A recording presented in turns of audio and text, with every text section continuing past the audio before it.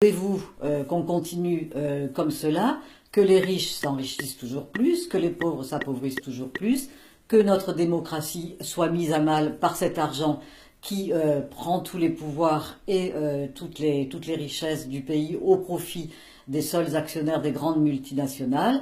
Nous venons aujourd'hui vous alerter sur la gravité de la situation. Après 30 ans de recherche chez les grands bourgeois dans les beaux quartiers, nous vous proposons des lunettes pour voir le monde. Ces lunettes vous montrent une véritable guerre de classe qui est menée aujourd'hui par les plus riches contre les peuples, avec des armes absolument inédites, c'est-à-dire des armes économiques, avec les droits à polluer, des armes financières, des armes idéologiques. On traite les ouvriers de charges, de coûts et de variables d'ajustement, avec des armes linguistiques comme le droit à polluer, des oxymores où on dit tout et son contraire comme la flexi-sécurité. Bref, on est passé du canon à la mitraillette totalement inefficace aujourd'hui, à des armes beaucoup plus affûtées et beaucoup plus dangereuses parce qu'elles sont invisibles, qui vont quand même nous mener à notre perte.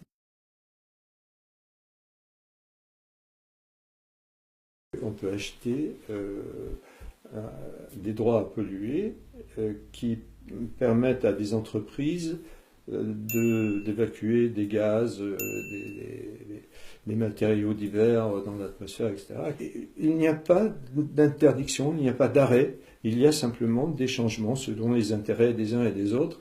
C'est quelque chose qu'il faut absolument réguler.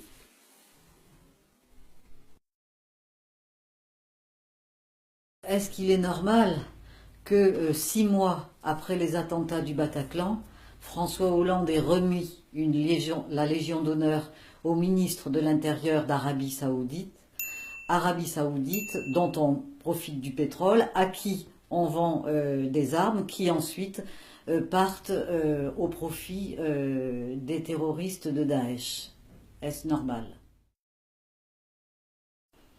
Ne soyez pas désespérés. La pensée critique partagée est déjà la première forme de résistance.